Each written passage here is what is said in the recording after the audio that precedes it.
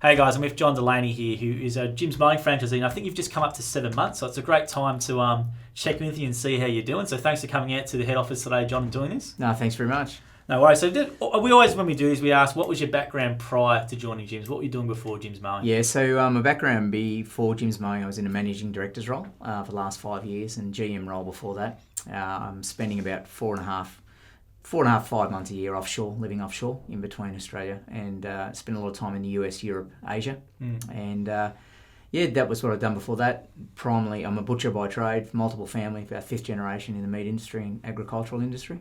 And so I've always been outside, generally, a lot, as well as, wherever I could be. And then decided last year, pre-COVID, I'd sort of had enough. I'd got to where I'd got to, achieved everything I wanted to achieve, and decided it was sort of maybe time to slow down a little bit and want to spend more time at home. Now, so. You said there's some GM roles, so you're pretty big GM roles, though, midfield meats. You're a good Southwest boy from Warrnambool, that sort of way, so pretty high up there roles. Yeah, I was in part of it there. I was in charge of the retail division there, and then I came back to Melbourne and was in GM roles in meat industry type to related businesses. And the last role was I was asked to set up a new business in Australia and build it from ground up. So my goal was to take that from 0 to 10 million within 5 years, and we took it from 0 to 20 million in 4 years. Wow. And I got to that stage then that, I just achieved all that, and I just wanted to spend more time at home. So, yeah. So what made you, so you're looking around to make a change. You would have, I presume someone of your stature would have looked at a lot of different things and had a lot of options.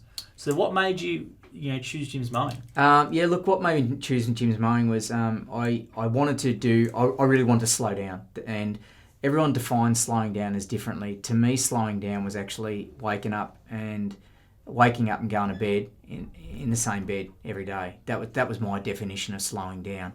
So I'd always been used to working 50, 60 plus hours a week. That was just normal. So my definition was to be home every night. That's my definition of slowing down, which is different for everyone, but that's my definition. So that being the case, then I knew there was a lot of opportunities to look at. I looked at different franchises, different things.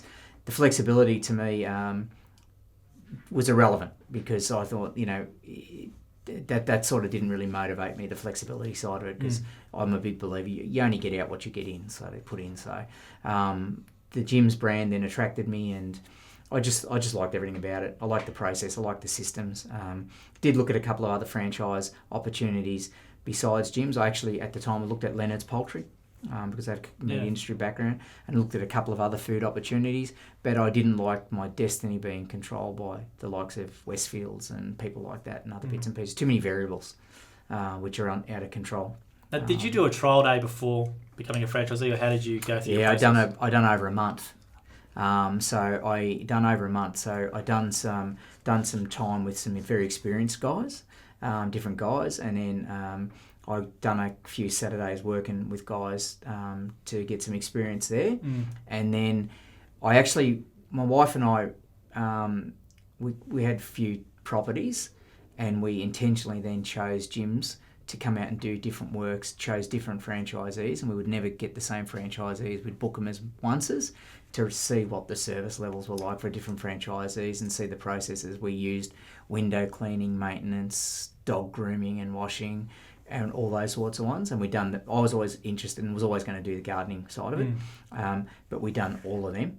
And the gardening one, we had 4 different guys come out, because I wanted to see what the level was and the standard of different people to actually understand where I would need to benchmark myself against. I've never ever heard that before. So I want to go and talk a bit about that. So what did you find from your investigations, or from your research, your market research, from that angle? Well, first of all, the biggest thing what we done was when we had a couple of guys come out, was one of the biggest things for me. Might sound a bit harsh. I got my wife done a lot of the talking, because I wanted to see if they tried to how they dealt with that, when I took a backward step, that she was the more dominant one in the situation. I thought that was a good test. And we thought that because we just want to understand how that worked, because quite often a lot of people think with the husband and wife, they just naturally would talk to the male. I know what you're saying, yeah, for sure. That was probably one of the big things. The other big things was appearance. So they were sort of some of the little things that we were just looking at. We were just trying to understand the process, and then, to be honest, the other thing was the quoting. We had like-type services at different properties, and then we were comparing the quotes and all that to understand how that sort of side of it worked as well. Just different things. So you've done a pretty big investigation period. You've had multiple franchisees come out to see the process. You've also been out with franchisees yourself. Yeah. Now, you did the training as well. So what made you come and then do the training after having all this experience? Well, I'd done the training online. Oh, okay. I was one of the online training people. So I heard a few guys, from what I understand, some people didn't struggle with the online training. I think the part for me, probably why I didn't struggle with the online training, was because I had probably the business acumen component behind me from my past roles, having to understand that side of it. Be perfectly honest, I really loved the online training part of it, because I liked the backwards and forwards part where you could rerun something, etc., etc., etc.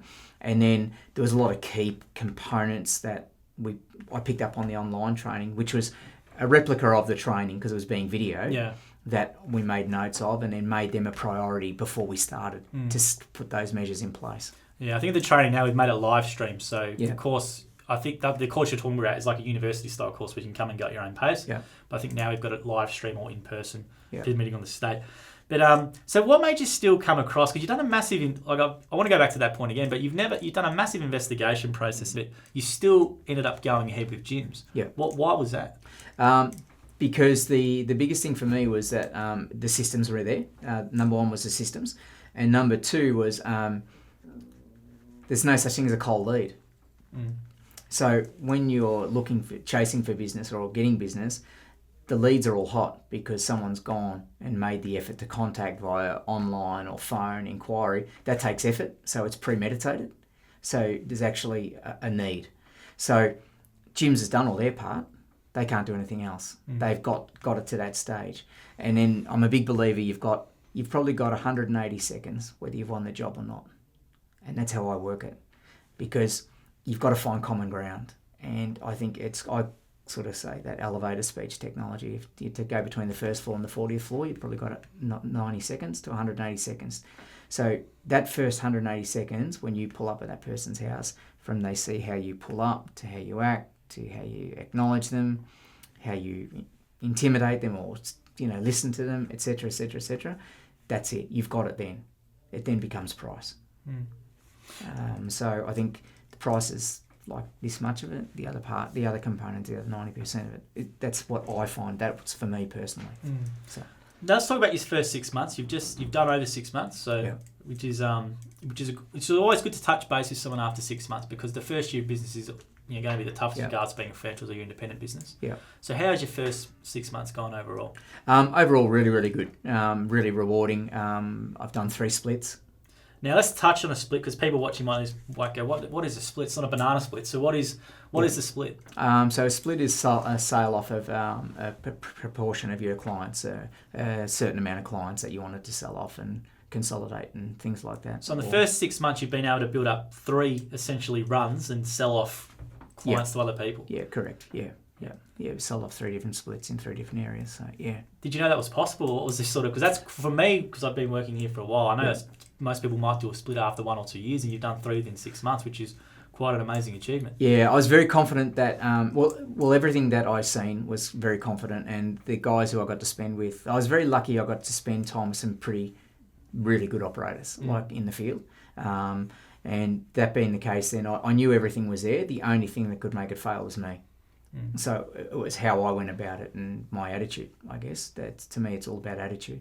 So, yeah. Do you recall your first couple of weeks and what they were like? I recall my first day. Right. Aaron Harrison's my franchisor, and John Wiles is quite a good friend and also a neighbour. And, it was Monday the 23rd of November last year, and absolutely torrential rain. I couldn't get out the house. And it was torrential, and Aaron goes, "Great first day." I said, "Yeah, I know." And but out of a negative, this is where it was quite funny. At 2 p.m. that day, I never forget it. The suns came out and it stopped raining, and I'd had jobs to do that day. I already knew that I was able to get 2 or 3 jobs in, So when I got home, John rang me and goes, how'd you go? And I said, well, I got 3 jobs in. He goes, well, that's better than nothing. I said, it's phenomenal. And he goes, and I think he sort of went quiet maybe a bit because I was pretty happy about it. But I'd actually covered the costs that were allocated for the day plus made $60 profit. So that's day one. So from that day forward, I've never been in negative.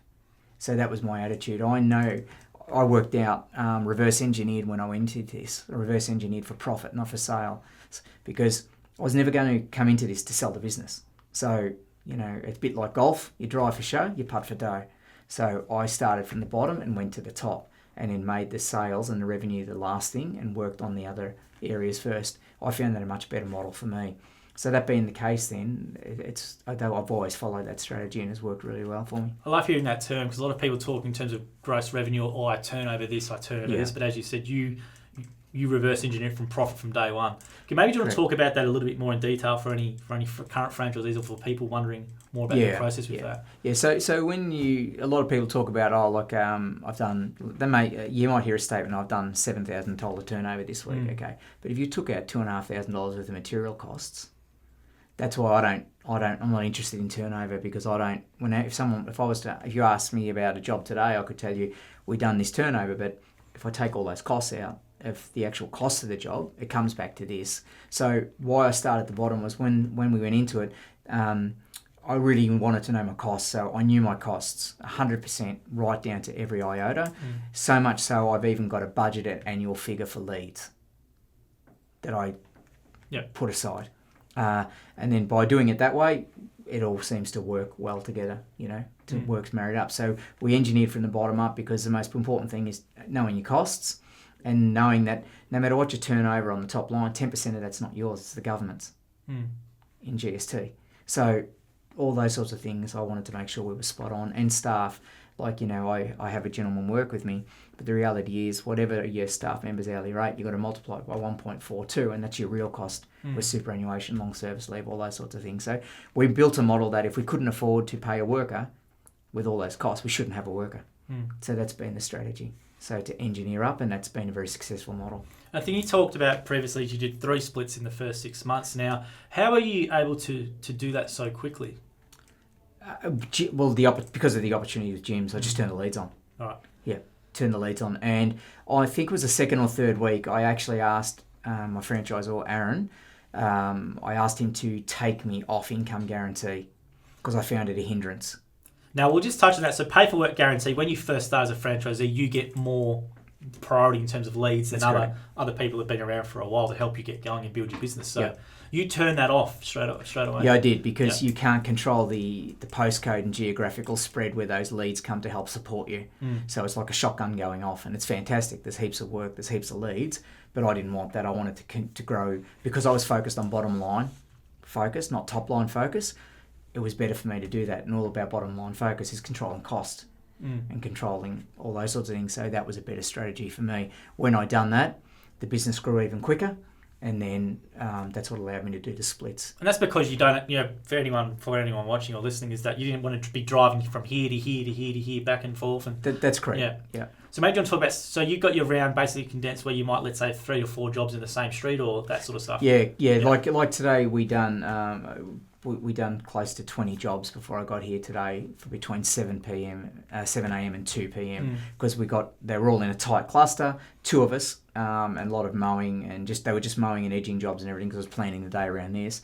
And between 7 and 2, we'd done 20 jobs. Which is quite incredible. 20 jobs is a lot. And if you went, let's say if you went to 5 or 4, if you needed to, like you can do the math in terms of your head and how much work you're doing. That's right. Which is amazing. Yeah. But you put that down to getting that run really condensed from an early on, and then obviously scheduling the jobs which require, let's say, less work or something on that day. Or yeah, correct. Yeah. And we quote accordingly. So when I do our quoting, if we've got jobs in a clustered area and we know that it's going to be very beneficial for us, we won't go quoting a job. Like someone else might say, oh, I wouldn't have done it for that. I would have charged $10 more. We won't do that. Like I'll quote accordingly because I've got a cluster. So I quote that we're gonna, we're not too cheap. We just quote that we've got on a good job and the price is fair, and there'll be never a discussion or discrepancy on the price, and people feel comfortable with that because to me, that's how that works better for me. It doesn't work for everyone, but that works better for me. Yeah, so you've really maximised your route efficiency, haven't you? 100%. Yeah. So what's your typical route like now then, in terms of efficiency? Is it something where you have, let's say, 5 or 6 streets lined up, where you have those multiples? Yeah, we do. Yeah, we do. So most of the days now are really, really tight. We've got that tight clustered area, and it works really, really well for us. What we also done when I bought 2 splits too. When you buy my couple of splits, I bought 2 splits together, made a total of 50 clients at the time, and some of the splits, the 2 splits had customers very close, within half a K, 1K, etc., etc., but at entirely different cycles. So I thought, well, how am I going to do this? I needed to get a lot from that were 3 weekly. I needed to bring them all forward. Yet you had to do it delicately, that you weren't trying to bring them forward without upsetting them. So what I decided to do was, okay, well, I'll take a commercial hit, and let's say it was a $66 mower GST. I said to them, I was quite open. I said, I've consolidated 2 runs, and to service you better and to be able to do things more streamlined, I need to bring your mow back 1 week and to get it in line. But I'm not going to charge you extra. I'm actually only going to charge you $44, which is at 66% of the other costs. So you're not paying more. And then they were all, oh, that's fantastic. No worries at all. So that's how I got everyone back aligned. So you're getting a discount and just sort of in communication just for that one as well? mow, yeah. But it was only on the ones I had to bring back. The ones I had to push out, that was easy, because I could push them out without a week, without any drama. But it was only the ones I had to bring back. They were the more delicate ones. So do you think having that just relentless, let's say, commitment to route efficiency in the early days has allowed you to do those so many splits in so quick of time? Or? Yeah, I think so. Ongoing, that was definitely it. But the biggest thing was the actual... I wouldn't have been able to do it if the work wasn't there. And the other reason why we grew the business so much was I have my leads on from 6 a.m. till 10 p.m, 7 days a week. I have the maximum window. I also found then that I would do 99% of the quotes same day. And because I started in summer, in daylight savings, I had the opportunity. It wasn't dark till 8 o'clock. So we'd work all day. I'd have a quick bite for dinner. I'd go out and quote till 7:30 every night, 8 o'clock, if that's what it took. Now, with that, are you down for same-day service or...? No. But did you find going out there, just getting that routine obviously helped you and improves your skills as well, becoming a better quoter as you go? Yeah, it does. The thing for me with the quoting, because the lead's a hot lead, as I said, so the quicker you get there, that's sort of more responsive time, and I wanted to do that, to consolidate, to build things up, to be able to do the splits. So your same-day quote generally, or the next day? Every day. Every day? Yeah, every day. Fantastic. Yeah. So do you think that would help other franchisees or other people, let's say, in general, with their business, rather than putting it off, they just go out there every day, same much as they can, quick as they can? Yeah, well, actually, to be honest, the person I learnt that off was actually watching videos, and that was Dan Cahill. Dan, yep. Dan boasted, promoted himself, the fact that his biggest strike rates were for speed of quoting. The quicker you answer, etc. And it's a big thing on the video. Jim says that, how quick you respond. So what I do is, I do it differently. Anyone who inquires online, I have an automated text set up in Notes. Yep. And I send them a text message and say, hi, Jonathan from Jims, just got your online inquiry. Is it okay if I call you within the next 15 minutes to half an hour regarding you? And the reason I do that is they're an online person. So I generally see if something comes online, I find that those people may not like to talk to people as much as someone who rings the call centre. So then I do it that way. To me, that's a good strategy. Very clever. So what's the response generally from customers when you send that? Oh, within seconds, because they're banging them out. Yeah.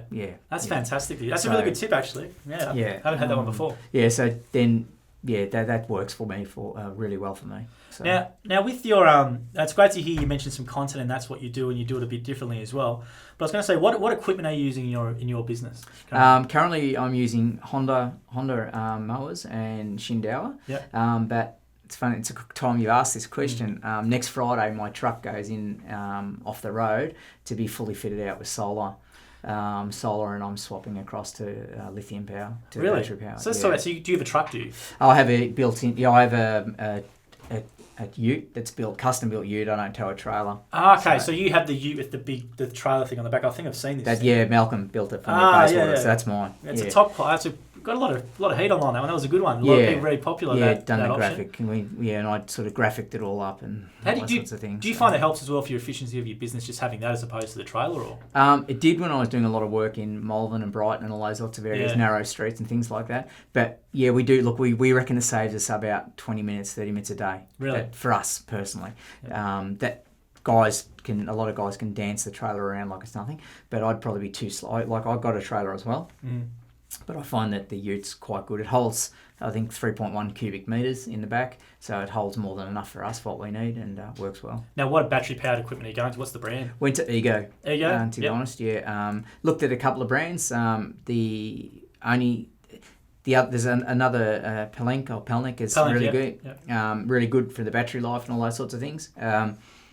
I didn't like it because there was too much backpack stuff. I wanted the battery on the tool, and I like that sort of stuff. And Ego's been around a long time, and there's a lot of options if anything goes wrong. There's not one. For me, there's not a limit of access to whereas spares. with Pelnic is a very high-quality product, but it's from France, and it could take a while if there's anything. Yeah, correct. So I know the guys who are selling it, they carry lots of spares and everything's relatively quick, but also the mower shop I've also dealt with predominantly, he sells Ego, and he's bent over backwards to support me, so I've just sort of Now with your trailer, so it's literally going to have solar panels on the top. So when you drive around, it's going to charge the batteries inside, and you just grab a battery if it's flat, and you chuck it on, and away you go. So on top of the mower box part, we've got a solar panel. That'll be all solar panel, and then we've got the I think it's 2,000 watt or something lithium and charger, and that's going all built into that, and then we can charge everything as we go. So now, I didn't want to touch on it before, but I don't want to get specific dollar amounts, but how is your income like now compared to previously when you're pretty high up in your GM roles and things like that? Look, it's a good question. You can quite openly ask it. So, like I said before, from a comparative point of view to the role I was, there's no comparison because you can't, at that level, I was in a $20 million business, global role, no comparison. Yeah, I understand, yeah. But in saying that, if I take out the splits, in the first 7 months, turnover, excluding materials, because I don't count. It was 139,000. Jeez, that's a good wicket. Yeah, with the base operating profit of 79.5. Wow, that's really. And you happy with that, obviously? Well, that's after I took wages as well. Yeah. So that's post wages. After post wages, there you so go. that's because that's profit. So that's net profit. I run it as a PTY Limited. So I actually when we first started, there's a on the Jims training. There's one thing that stuck in my head was for less than a cup of coffee a day, you'll have you could really have all your bookkeeping and accounting done properly. Never forgot that. So I then partnered with Dean O'Brien, who's a franchisor. Yeah, Jim's bookkeeping, Yeah, he looks after all my finance bookkeeping. Yeah. And when I started with Dean, that's when I think we went to the next level pretty quickly. Yeah, I think a lot of people from the start, they go, I'll give it a crack first, and 12 months later they try and get involved, and there's always sometimes a mess to clean up or whatever. So yeah, well, it's really good. Like as an example, if I was driving here and I filled up with petrol, I just get the receipt, shoot it into Dext on my knee, hit vehicle fuel, bang, goes through, all set up in the system. I screw the invoice straight in the bin, done. And it's all goes straight into the GL coding and ledgers and all that sort of stuff. So that was a really, really good attribute for us. That worked well for us. So, yeah. Now, with the income, guys, I'll just make a note for anyone listening or watching. We don't, with income, people quote figures and stuff. So that's solely what you're earning, and that's what Jonathon's doing. But it's up to you guys if you are doing a franchise. That's what you can achieve. But that's up to you guys. There's no guarantee that you'll make that. It's just up to you what you can do in the business. Now, let's talk about your franchisor support. So, franchisor is a support person for your go-to business coach. You were pretty lucky at John Wilds as well as a trainer, as your neighbour as well to go to, so pretty lucky there. Yeah. But John's a great fella. But how's your franchisor support, and what does your franchisor do for you? Look, I've been lucky. Like I said, Aaron Harrison's my franchisor. When I first started, I actually was sending him my P&Ls, and actually asked him to go through them and find faults where I could improve. Now, that's the trust I have in him. So I asked him to go through my figures and say, can you look through these and look for faults to see if there's any areas where you think I can be doing better and things like that. Can pick up the phone anytime. Never an issue. And, it's been really helpful. But that attitude you said was fantastic. But how can I do better, right? And I know from the Jim's training, that's always what there's one point people take away from the training. How can you do something better every day? And from what you're saying regarding your business, it's something you really do apply to yourself every day, isn't it? How can I do something better? Is there cost I can do here or something I can make better? And so maybe you want to give a couple of examples of what you've looked at from when you started and what you've changed to now in regards to your business? Look, one of the biggest changes I'd have to say was equipment's the biggest one. Right. That's been the biggest one to move across to. I'm getting old, so I'm 52. It's not old, but you're getting older, so you've got to start thinking about preservation longer term. So I thought going to the lithium equipment and stuff like that. I wanted to give it a go. Just it's a lot better, and it's the spares as well. Like, there's a lot of incidental cost with the fuel gear. Yeah. There's certain times where I've personally found that the opportunity to go that way is a good opportunity longer term. The other big thing for me was touching things twice. I felt that we were touching things twice too much. So I was very process driven. So I felt there's a couple of times where we would do something and we touched it 2 or 3 times. Now, the same thing, so you're going to lose money. It's not efficient. So we then tried to just get smarter on how we work those processes and to avoid those sorts of things. Like even when you work on a job and you put equipment down, we've got to a stage now that when we get to a job, it's right, okay, this is what we're going to do. This is the central point where all the equipment's going to go. You touch it, you put it back there. So at the end of the day, we're not scattering everywhere trying to lose things, pick things up, etc., etc., etc. And then just those sorts of things were quite... And set the truck up the way the truck was set up. Little things like that, like having all the pre stuff done with pre-cut lines, where the PPE all goes, all those sorts of things. And what's the most amount of work you've done in a day so far? How many jobs? You mentioned 20 before for today. The most jobs just mowing. Yeah. We probably do the most we've done in one day mowing was about 29 jobs. And that's a mixture of mows from say $40 to $40 up to $110 mows, etc. But that's 2 of us. But that's going. We don't stop for lunch. We don't do that. We eat in between jobs. So we like to go in and get the job done and get home. That's just how we operate. Yeah. If we want to stop, we'll stop, but we don't. Generally, we like to work that way. Where did you develop this sort of discipline and this mentality? Because it's quite impressive, and it's not a common thing, I don't think. But where did you get this from? Is it from your previous career, you reckon, or is it from being a good old country boy from the probably. Southwest, I think, look, coming from a farming type, family background and coming from a meat industry background, time's money. And we were brought up that there is no tomorrow, sort of thing. That's how we were brought up. So my dad, they were just as how that was the way it was. He goes, there is no tomorrow. You wait till tomorrow, you've missed another opportunity type thing. So that's just how we were brought up. So I don't know any different. You know what I mean? So yeah. No, it's reflective in your business, and just from hearing what you put in place is very, very impressive. Now, what about your customer? You've mentioned a little bit about customer service at the start, but what do you do from your customer service point of view? Is there anything you might do? You mentioned something about the text message before for online leads, which is very clever. Yeah. Is there anything you do from a customer service point of view, or what do you like to do with your customer base?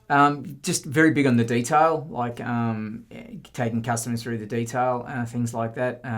When we do with customers, the biggest thing is... what's important to you? That's the first question I always ask, is what's important to you? Because you see, when we had got some people come and quote, we do this, we do that. No one asked me what was important to me. Right. So I find that if you say to a customer, look, what's most important to you? And that's what, so we understand what's the most important things to you, because you can go in and quote a job and then they go, that's way too expensive. But that's because you weren't actively listening, and they actually didn't want all that stuff done. They said that's what it'd be like later on. But it's understand what's important to you. And that's your first question when you go out there to quote. You introduce yourself and you say that phrase, do you? Yeah, I just say it. I'll say it. Someone I'll say great to meet you. And I say, so how would you like us to help? What's the most important thing you want me to achieve? What do you want to achieve with this? What are you trying to achieve? And then by saying that, they just go blah blah blah blah. And then you tailor obviously what you can do to that. That's a fantastic way of looking. We're gonna bank that one up. Now, what about the brand itself? Do you find the brand allows you, let's say, more opportunity? Like, how's the brand impacted your business in regards to winning clients or this sort of stuff? I think the brand's very, very, very, very strong. I think the brand's been a big success for us to a certain extent. One thing I really pride ourselves on, and I make it important, and I tell the guys when they're working with me, if we're mowing an nature strip and someone starts walking towards you, as soon as they're within 10 metres, turn the mower off and stop and just wave and say hello. because they get automatic respect that you've respected the fact that they're walking on the footpath, etc., etc., etc. And I said, always smile. Always, even if whenever you're on the phone, talk with a smile, because it reflects in your tone.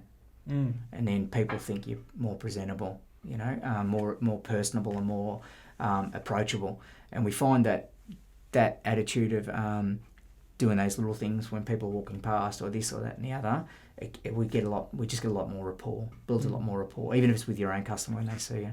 Oh, it's fantastic. Great bit of advice of that tip as well.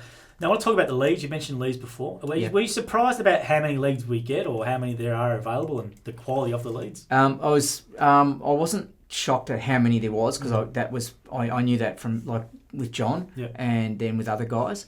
I wasn't shocked about that at all, but it was just more so making sure that you don't lose an opportunity.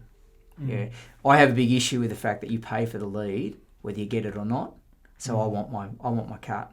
If I put down for the lead, I'm getting that lead. Yeah. So I'm going to do everything I can, because it's then my responsibility. So I take ownership of it because I've paid for it. So that's the big motivator for me, to make sure that I've exhausted every avenue and opportunity to the best of my ability to convert that lead. And there is leads where I've quoted high because I don't want the job. You can tell it's a nightmare, and everything about it's wrong. There's going to be an issue, and I will quote higher, or I'll walk away. I learnt to walk away very immediately. One of the splits of the guys I bought off, he told me from day one, walk away. If you got any doubt, walk away, and that's what I've done, and that's been very successful for me. For sure. Now I want to talk about the winter time, spring coming into there. What are you advising your clients coming into spring, or what do you do in winter as well with your clients? We've done a promotion. I actually am a big fan and advocate of the Jims online, Jims Jobs. Yeah. It's got a very, very strong CRM tool function to it as a process, and by targeting customers with that, we sold over 100 cubic metres of mulching through winter. Yeah, so maybe do you want to talk about what did you do? Did you do an EDM newsletter, or what did you? Just straight out targeted via email, and just we call it like Christmas in July. Sure. We call it mulching in July, and it went through for us, and it worked really, really well. So and that's out of Jims Jobs. Jims Jobs, yeah. So I used that because it was easy to get the message out, and then off the back of that, we got a lot of pruning, a lot of gardening work, a lot of other cleanup work and stuff like that. So fantastic. Yeah. Now, what about your lifestyle now? So you've had some pretty high up jobs, traveling Europe and doing the business style life, but what's your lifestyle like now? Look, I've become more of the Mr. Mum, I guess. My wife's quite high up in the bank, CBA, Commonwealth Bank. So both were in very big roles. So now I'm sort of the one who's home earlier, cooks dinner, all those sorts of things. Well, it's quite. I actually really enjoy it. So plus doing a full day though. Still doing full day, but it's really, really good. I just enjoy it. I've gotten very efficient in the sense of now 99% of the days finish the job, invoice the job before we go to the next job. Yeah. In the car, on the go. So those sorts of things. By the time I get home, I haven't got much to do. Did it live up to your expectations, or was it more? Did it exceed them buying the business, or? It's probably exceeded them, to be honest. Exceeded them. In what ways did it exceed them? Just the quality of the lifestyle and the flexibility, and the best part, the thing I love the most about this business compared to what my previous businesses have been, is all my previous businesses have been Pareto-based businesses where 80% of your revenue is from 20% of your customers. Okay. This is a Pareto principle business. In this business, that doesn't work that way. So your business risk is minute because your revenue is so widely spread. So that's a great feeling. That's one good thing. And do you think you're back? You've obviously really, the one thing that comes from me is you've applied your previous career learnings and you've just applied it to this mowing business and going great guns. And I presume there's a lot of corporate people might be thinking the same thing. How does this work for me? So do you find, obviously, that's obviously helped you a lot in what you do? Yeah, definitely. There's another gentleman who recently joined a few months ago named Steve. He's in I met him, Des's area. Yeah, he's the same background as me, and he's been very successful. He's been very successful in a short time and building a really solid business. Now, I mentioned lifestyle, but do you find yourself, is it just more like you're more happier? Like, what's the comparison? I'm just trying to get people to get a sense of the lifestyle, like in terms of your mood. Yeah, it's probably the mental, from my point of view, stuff, mental health, like the mental stress of it all previously. You a lot of responsibility, lot of accountability, but more so... no late night emails either or phone calls? No, you don't take it home as much. Like, this job stops. Generally, this job really does...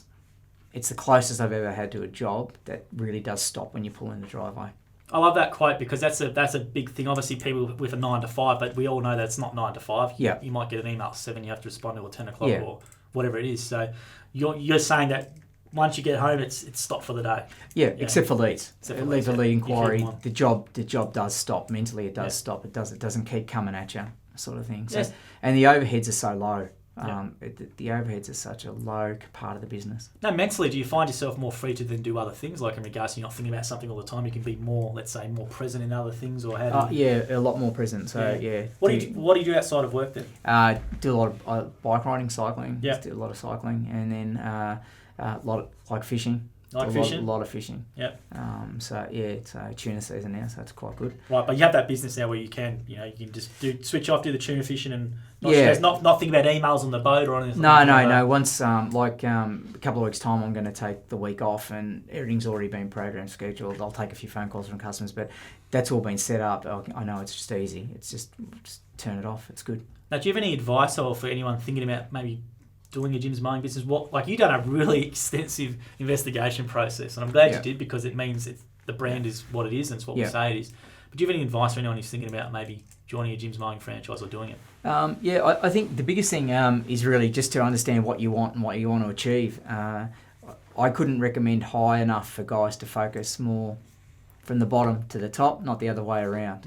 I think you can get lost in the moment by focusing on what you're going to turn over, how much am I going to get paid? And where a lot of guys get really, really confused, they go, I'm getting paid this much a week. Yeah, but it's entirely different. When you work for a boss, you're paying all the income tax, you're paying this. You got to work on the difference as the gap, not actually the top line. It's what the bottom line is, and that's why it's what your net is, and then build up from there.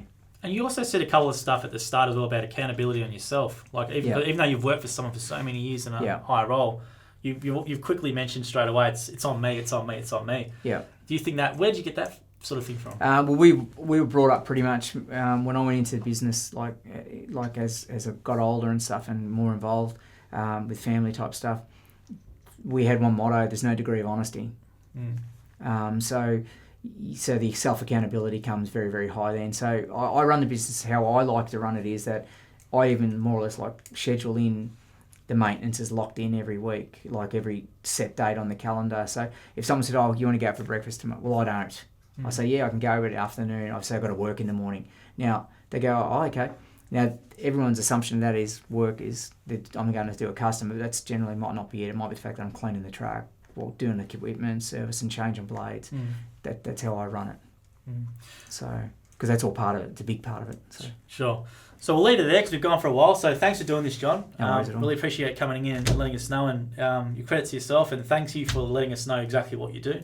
Hopefully anyone watching is all jimsmowing.com.au or 131 546 if you want to come out and do a try day or do an extensive investigation period like yourself. It's one of the most extensive I've heard. So thank you very much, John, for coming out to do this. No worries. Thanks very much. Ta. Cheers.